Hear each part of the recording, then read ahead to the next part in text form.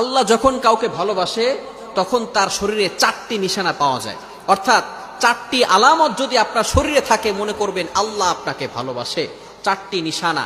1 number হচ্ছে যাদেরকে আল্লাহ তাআলা দ্বীনের সঠিক জ্ঞান দান করেন তাদেরকে আল্লাহ তাআলা মহব্বত করেন। নাম্বার 2, দ্বিতীয় নাম্বার হচ্ছে যারা বেশি বিপদে পড়ে আল্লাহ তাআলা তাদেরকে মহব্বত করেন।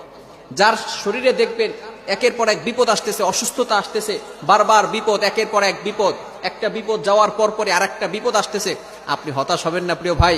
আল্লাহ তাআলা আপনাকে ভালোবাসেন। এই কোটি কোটি মানুষের ভিতরে আল্লাহ তাআলা আপনার প্রতি ফোকাস করেছেন, আল্লাহ তাআলা আপনাকে ভালোবেসেছেন বিধায় আল্লাহ পাক রব্বুল আলামিন আপনাকে বিপদ দিয়েছেন। মনে রাখবেন নবীদেরকে আল্লাহ তাআলা বিপদ দিয়েছেন। ইব্রাহিম আলাইহিস সালাম খলিলুল্লাহ এবং মিল্লাত আবিকুম ইব্রাহিম, যিনি সকল মুসলিম উম্মাহের সকল মুসলমানদের পিতা এবং সকল মুসলমানদের লিডার নেতা, সুতরাং ইব্রাহিম আলাইহিস সালামকে আল্লাহ তাআলা সবচেয়ে বেশি কষ্ট দিয়েছেন।